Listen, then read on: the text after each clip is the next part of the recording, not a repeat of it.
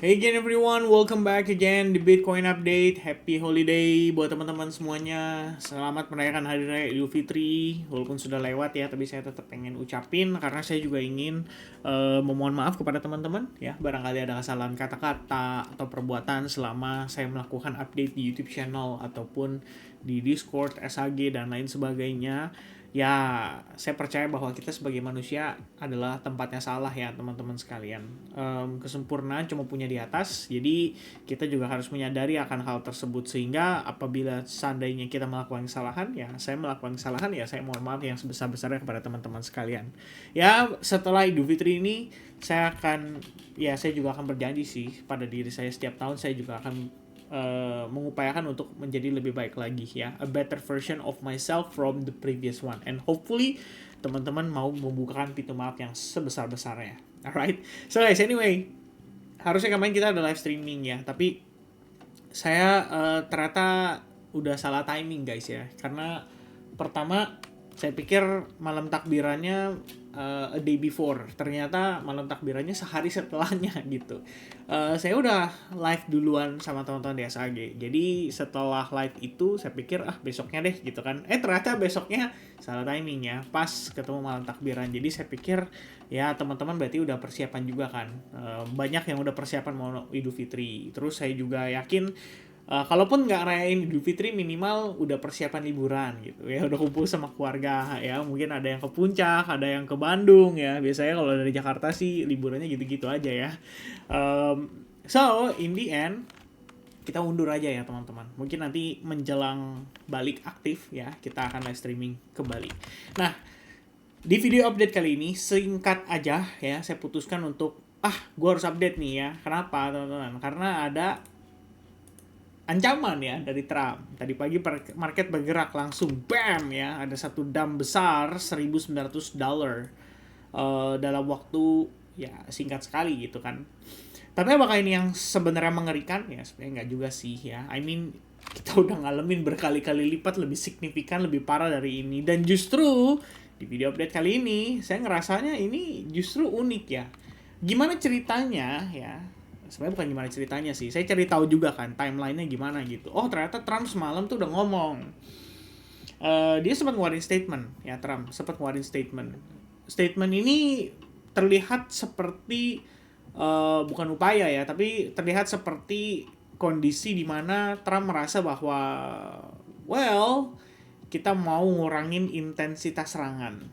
Itu update-nya tuh ya, subuh-subuh teman-teman, tadi malam malam apa subuh lah, saya lupa teman-teman ya, tapi intinya saya lupa nih Trumps ya, team game planning for potential Iran peace talks, itu jam 2 ya, jam 1.49 the Gulf countries may retaliate if Iran attacks continue ya, intinya ini dari Turki, saya pikir juga Trump ya. Bentar ya kita cari teman-teman, aduh saya lupa lagi ya, tapi semalam pokoknya ada berita, bukan berita lah ya, kayak statement bahwa sebenarnya di sini kondisinya Trump juga kelihatannya udah mulai gerah ya dengan apa yang terjadi di Strait of Hormuz gitu kan. Walaupun kita tahu dia pasti dengan waktu yang singkat ini make money banget ya. Kalau kita lihat timeline juga kan, dari dia ngerebut Venezuela, terus dia dapat reserve oil yang luar biasa besar gitu kan. Makanya kalau kita lihat nih, ini harga UK oil sama Brent sama apa namanya US oil beda loh ya. Kalau teman-teman lihat nih, crude sama si Brent, kalau Brent itu kan 109,5 per barel, crude bisa $98,10 per barel. Ini selisihnya udah 10% gitu. Kenapa bisa terjadi seperti itu? Ya terakhir kita kan tahu ya kalau Venezuela direbut itu disertai dengan cadangan minyaknya ya. Di sini kondisinya kelihatannya memang kalau secara timeline ada konflik di mana Trump ini memang sengaja ciptakan di satu sisi untuk dia dapat keuntungan juga ya. Ada satu kondisi seperti itu. Tapi ya sisi lain ya pasti akan pengaruh ke inflasi, pasti pengaruh kemana gitu kan, dan otomatis nggak bagus juga gitu kalau misalnya secara jangka panjang. Jadi di sini sempat keluar statement tersebut di mana Trump melakukan yang namanya atau mengupayakan deeskalasi. Tapi ternyata dari pihak Iran itu memiliki apa ya, kalau saya bilang ya, ini lucu juga gitu kan. ada permintaan dari Iran. Iran permintaannya adalah menyelesaikan perang ya. Menggaransi tidak terjadi perang berulang kembali nanti ya. Tapi dia minta maksudnya ini demand-nya dari Iran ya untuk ke negara-negara yang musuhnya ini ya adalah oke, kita akan menyelesaikan perang ya, kita ceasefire, kita damai, tapi permintaan kita begini ya. Satu, lu harus pastiin nggak boleh ada perang berikutnya. Yang kedua, lu harus tutup pangkalan militer US di kawasan Timur Tengah ya. Yang ketiga, teman-teman, US dan Israel harus bayar kompensasi penuh ke Iran. Kemudian yang keempat, US dan Israel menyelesaikan perang ya dari area depan ya, termasuk melawan pasukan yang pro terhadap Iran. Ya, jadi kalau misalkan ada yang pro terhadap Iran nih, kita nggak tahu ya Hizbullah dan lain sebagainya, teman-teman. Ya saya nggak terlalu concern ke sana gitu kan. Cuman intinya itu harus disudahi gitu kan. Dan kemudian impose a new legal regime on the Strait of Hormuz, dan terakhir hand over elements from hostile media to Iran gitu kan. Ya jadi ini permintaan damai yang tentu saja tidak bisa tidak bisa diterima ya teman-teman sekalian. Kejadiannya setengah 6 pagi tadi. Ya panas lah Donald Trump ya kan. Donald Trump jam 7 langsung ngerespon gitu. Kalau Iran gak buka tanpa ancaman ya dari Selat Hormuz dalam 48 jam ke depan dari per detik ini, US of America akan menyerang dan membumi hanguskan berbagai power plants ya. Di sini kan power plants with S ya, itu artinya banyak, bukan cuma satu gitu yang mau diserang sama mereka ya. Dimulai dari yang paling besar ya. Terima kasih atas perhatiannya atas permasalahan ini dari Presiden Donald Jr. Trump ya. Donald J. Trump. Here we go ya. Bam ya, mau dibumi hanguskan gitu kan. Ini lucu nih komen ya. Will Iran follow Trump ultimatum ya, ditanya. No, Iran is unlikely to follow Trump 48-hour ultimatum ya. Their leadership has framed the strait closure as leverage against US Israeli actions ya, with new supreme leader calling it a tool of pressure to stay shut. Recent IRGC statements vow no oil passage, and despite degraded capabilities from strikes, their pattern is defiance until further compelled. Expect continued blockade or escalation over quick compliance. That's it. Ini kata Grok by the way ya. Saya juga percaya sih. Kenapa? Ya karena memang kalau kita lihat lagi, kita teliti gitu ya, ya memang itu adalah leverage mereka gitu. Kalau misalkan memang posisinya begini dalam negosiasi, oke, gue tutup kenapa? Karena gue tahu lo orang kesusahan gitu. Ya gue akan buka dengan catatan ya kita menemukan jalan tengahnya gitu ya, ibaratnya. Gue tahu lo kesulitan gara-gara ini gue tutup. Makanya kalau misalkan lo mau gue buka aksesnya, ya udah ayo kita berunding gitu. Apa yang bisa lo kasih ke gue gitu. Cuma permintaannya kebanyakan ini kalau saya bilang sih ya. Apalagi yang ini nih ya, US dan Israel harus bayar kompensasi penuh ke Iran gitu. Ya, ini berat juga ya teman-teman sekalian ya. Apalagi Trump kan habis, ya maksudnya Trump yang bombardir ya, Israel dan Trump yang bombardir, tapi mereka yang harus bayar. Berat ya, saya rasa berat ya. Mungkin harus ada negosiasi baru gitu. Tapi satu sisi ya Trumpnya juga minta nggak boleh ada ancaman gitu ya. Lu nggak boleh ada ancaman gitu. Lu harus buka aja udah, tanpa ancaman baru, tanpa apa kalau kita bilang ya intinya tanpa negosiasi dari lu lah gitu ya. Jadi tanpa syarat gitu. Lu harus buka gitu. Kira-kira begitu ya. Sir, they're starting to realize that we only bomb countries that aren't a part of the Rothschild banking system. Ini lucu banget sih ya. Ya anyway guys, let's go ya. Let's talk about the market ya. Bitcoin tadi drop sebegitu signifikan, tapi Anda lihat likuidasinya biasa aja gitu kan. Makanya saya bilang apa teman-teman, kita udah pernah ngelaluin yang lebih parah dari ini. If we talk about the 10 10 ya, 10-10 ini yang bikin chart cryptocurrency liquidation history itu jadi lebay kayak begini ya. Sisanya nggak kelihatan, kecil-kecil teman-teman ya. Karena ada satu yang meleduk gitu. Tapi kalau dalam 90 hari terakhir, so far the worst yang pernah terjadi itu adalah pada tanggal 31 Januari sekitar 2,5 miliar dolar dalam satu hari, dan 5 Februari sekitar 2 miliar dolar dalam satu hari. Di momen tersebut kalau kita lihat Januari dan Februari ya, disinilah kira-kira kondisinya teman-teman ya. Nah, selebihnya kalau kita lihat hari ini, walaupun dengan ancaman kayak gitu, Anda cek ya, on the daily time frame, what we have only a small candle. Oke, karena itu kejadiannya kan jam 7, ya kan? Jadi memang dia banting turun pas di momen penutupan candle. Dan kalau kita lihat, memang secara teknikalnya, saya sih mengantisipasi hal tersebut. Kita ada pembahasan di sini. Ya, ini saya posting di Telegram group. Makanya make sure kalian cek guys, kolom deskripsi di situ ada Telegram free, kalian gabung aja. Sesekali nanti saya posting di situ beserta dengan updatean sehari-hari gitu ya. Kira-kira yang menarik apa, informasi apa yang saya bisa deliver ke teman-teman. Dan Bitcoin daily range, this is what happened ya per kemarin gitu kan. Jadi kita memang mengantisipasi. Pertama, harga kan turun di sini ya, mengalami rejection. Oke, dan dia naik. Kalau teman-teman lihat, ini internalnya cuman nge-spike doang, ngebentuk jarum jadi pin bar gitu. Sebenarnya dari situ kita udah ada indikasi bahwa hey, we don't have any buyers gitu kan. Nggak ada buyers gitu. Nggak ada sellers juga di situ. Ini balance posisinya between buyers and sellers gitu. Cuman endingnya, Trump kasih news, jebret, harga dibanting, satu candle begini ya. Habis itu developmentnya gimana teman-teman? Sebenarnya bisa aja kayak gini ya. Ini kalau kalian perhatiin nih, nah bisa aja kayak gini. Kenapa saya bilang kayak gitu? Ya, pertama kalau kita lihat dengan biasanya ya kondisi turun yang sekencang ini, itu biasanya nggak dibarengi dengan indikator yang lagging. Ngebentuk apa namanya teman-teman? Istilahnya kita bilang ini ngebentuk divergence gitu kan.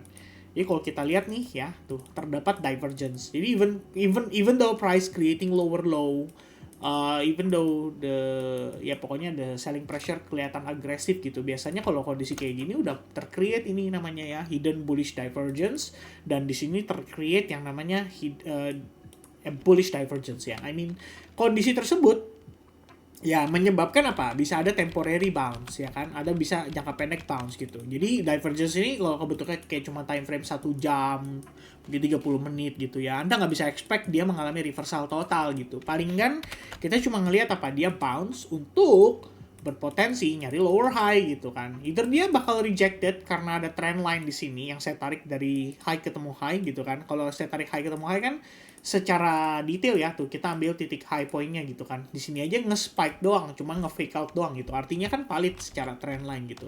So that could be the line gitu kan. And if we copy and kita kirim ke bawah, kira-kira begini line-nya gitu kan. Jadi technically ngebentuk apa, channel lah, kira-kira begitu kan. Ngebentuk channel. Cuman karena di sini low point-nya sedikit lebih tinggi, saya boleh adjust dong kayak gini. Nah, ini ibaratnya apa? Nanti jadinya bisa jadi ke developnya ke arahnya falling wedge gitu kan ya. Jadi secara channel dia cenderung turun, tapi pergerakannya semakin terbatas gitu. Nah, ini gara-gara news ya. Gara-gara news. Vin, besok Senin, market buka. Kira-kira bakal ada bantingan ekstra nggak gitu? Sebetulnya, kalau misalkan saya udah mengamati ya, ada beberapa kondisi news event yang terjadi di weekend yang gerak Bitcoin. Yes, dia kenceng gitu ya, teman-teman, pada saat weekend. Pas hari biasanya, menariknya begini. Bitcoinnya udah biasa aja gitu. Jadi panic sellingnya udah kejadian duluan. Pas di hari biasa, yang panic selling di sini. S&P, Nasdaq, ya, kita bicara apa? Gold gitu kan. Kenapa sih Vin gold lagi aktif-aktifnya perang kayak gini kok dia malah turun gitu ya? Ini loh guys ya. Langkah yang diambil asset manager adalah langkah antisipatif. Saya udah pernah bahas ini di live session kita, live streaming kita juga di YouTube udah pernah saya bahas bahwa saat ini asset manager dengan kondisi seperti sekarang udah pasti mereka akan butuh margin tambahan ya. Butuh margin tambahan. Jadi kalau misalkan mereka bertransaksi di options market atau derivative market, mereka butuh margin tambahan. Caranya gimana ya? Cash out lah. Ya, cash out dari emas yang technically udah kasih mereka keuntungan gitu kan. Jadi ini bukan sebuah sell off yang membuat market harusnya benar-benar pivot dari precious metals ya. Precious metals tetap akan naik. Cuman prosesnya nggak mungkin tegak lurus ya. Kita ngelihat di sini juga berproses gitu. Ada proses dia tegak lurusnya. Ya, 2 bulan berturut-turut, abis itu leverage flush dulu. beresin 8 hari turun 11% and then consolidate. Sorry guys ya. Efek kopi ya. Jadi ada gas ya teman-teman sekalian. Nah, kalau kita lihat ya after kondisi tersebut we saw the first drop here and then second time di sini. Oke, dia drop gitu kan. And for the first time on the daily time frame kita ngelihat dia break dari trend line. Oke, kedua, kalau Anda gunakan exponential moving average ya, saya udah pernah bahas sama teman-teman. Kalau daily time frame, selama dia bertahan di atas EMA21, Anda boleh expect dia create higher high lagi. So, setupnya simple ya, cari long bias gitu pada saat dia di atas EMA21. Tapi permasalahannya, per kemarin banget, satu dia break dari bear flag gitu ya, dia break dari bear flag. Di sini ada konsolidasi terakhir, jadi kayak kita bilang redistribusi gitu kan, baru dia drop. Per dia drop ini, kondisi daily time frame dia udah closing dalam keadaan bearish tuh. Ya, kalau kalian lihat nih, yang candle pertama ini nih, oke, dia closing di sini nih teman-teman kira-kira. Nah, dia udah closing bearish, dibarengi dengan break dari EMA21 on the daily time frame.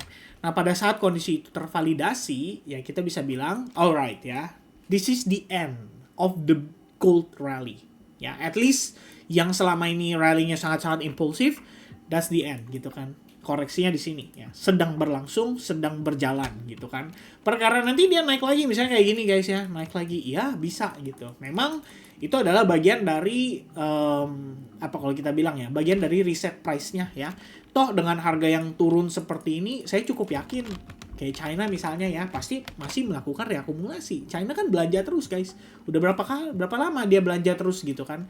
Justru dikasih diskon kayak gini, it's a good time for them ya untuk buy more gitu kan. Cuman tinggal pertanyaannya adalah mau berapa lama nih prosesnya dia terkoreksi seperti ini. Kalau terakhir itu bisa butuh waktu sampai 3 bulan. Tuh, ini 120 hari bahkan ya. Berarti technically 4 bulan gitu. Dia hanya konsolidasi doang gitu kan. Sebelum akhirnya boom breakthrough. Di sini juga ada kondisi yang sama.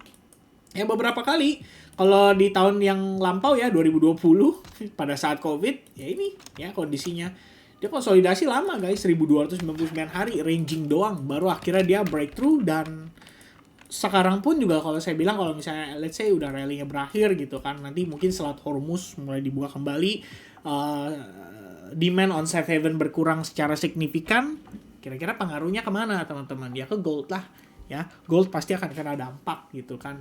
Orang mulai cash out, orang mulai ngerasa bahwa oh rally is ending gitu kan, nggak perlu ada euforia gitu. XAG juga kan kita ngelihat apa teman-teman, XAG itu silvers ya, silver aja tuh sempat naik kayak begini. Ini kan udah pertanda ya bahwa market itu somehow ya mengalami fase euforia gitu. Jadi mereka nggak bisa dapat keuntungan di gold, mereka cari alternatifnya. Sama-sama precious metals dan jawabannya adalah silver gitu kan. Sekarang udah blow off top lah ibaratnya, ini kalau di kripto nih udah fase euforik gitu ya, udah pada sell off gitu, kena dump, udah balik netral lagi ya. But it's gonna take time, teman-teman, akan butuh waktu yang mungkin bisa jadi nggak sebentar ya, bisa jadi cukup panjang. Ya, ini kira-kira kalau misalkan on the hourly time frame ya untuk Bitcoin. Jadi kita balik lagi ke Bitcoin.